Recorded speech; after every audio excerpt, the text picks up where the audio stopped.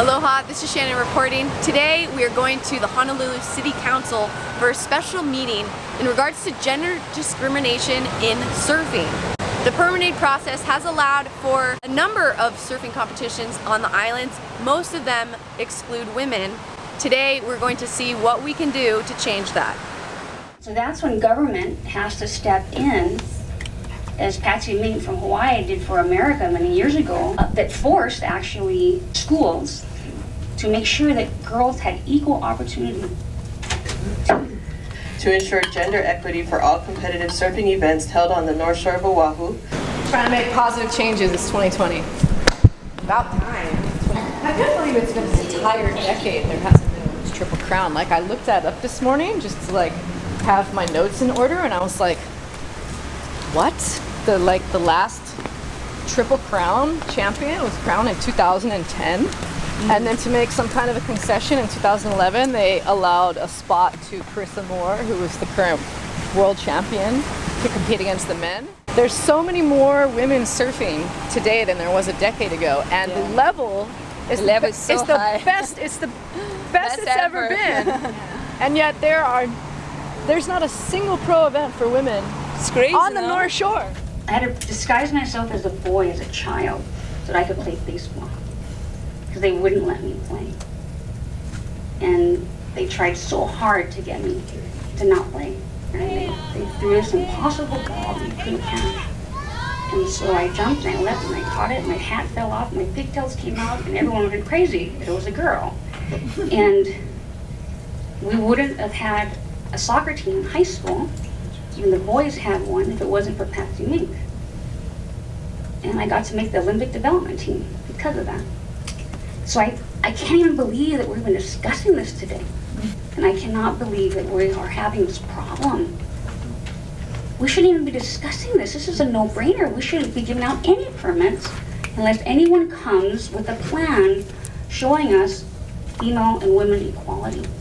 I would love to see a women's pipe masters. I think that athletes like Carissa Moore and Courtney Conalog and Coco Hoa and a few of the others are completely capable of surfing pipe. When you're given that space and you're given that opportunity, it helps to push you.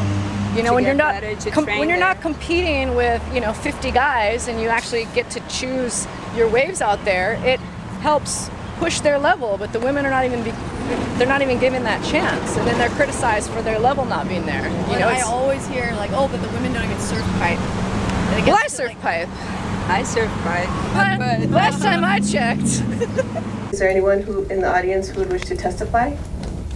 Yulia Von Salza. I'm a North Shore resident and surfer, and I strongly support higher female sports participation, led to higher female college attendance and labor force participation.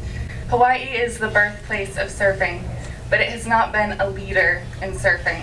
Compared to competitive destinations, Hawaii lags behind. Hawaii female athletes that are at such a huge disadvantage. It's crazy to qualify for the tour and make a career out of surfing. Yeah, the men have so many opportunities here, so many contests. But you have people in government never been on a surfboard, never been in a canoe. The most experienced women surfer, right? Don't you think they had enough experience out in the ocean to make decisions? No, they have, some of them have more experience than the men, and what we're saying is they're not having an opportunity to surf in surf contests. They can do it. They have to go to Australia. It's good to see you guys doing this movement, and then we can inspire like me that I'm from another country. Like I can help in my country too somehow. I'm Raquel Hegert, a big wave surfer from Brazil. So I don't have sponsors, but this place pushed me to be a better surfer and to see my dreams coming true. Is there anyone else wishing to testify? So nervous. I just wanted to say, as a mom, this was really important to me, a mom of 2 daughters actually, and I just want to recognize all the work of our late Congresswoman Patsy Mink for all she did for Title IX. My daughter was actually able to go ahead and received collegiate scholarship monies to play for soccer, and as was mentioned earlier by one of the previous testifiers, that opportunity to play is not only indicative of the opportunity just to play the sport itself, but indicative of where that leads you on your journey in life, the opportunities it opens up, the character you're able to build, the strength you'll be able to feel within yourself as a woman and as an individual who's able to excel in something they're passionate about. The backlash we're seeing in the surfing world is as soon as organizers are seeing they have to, by law, pay women equally, they're just canceling the women's events. So it's like,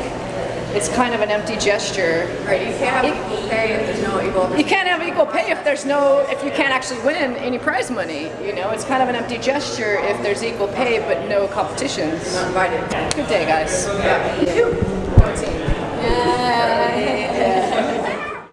So I certainly will support this, but I also would support a bill because I think we must show that we're following federal law. And I just want to thank you so much for bringing this to our attention. And I want to apologize to the women here that I didn't know about this earlier until today. And that you have champions here that will make sure that this is the last time that you ever feel discriminated against. Thank you for your work. The chair recommends that resolution 20-12 be reported out for adoption.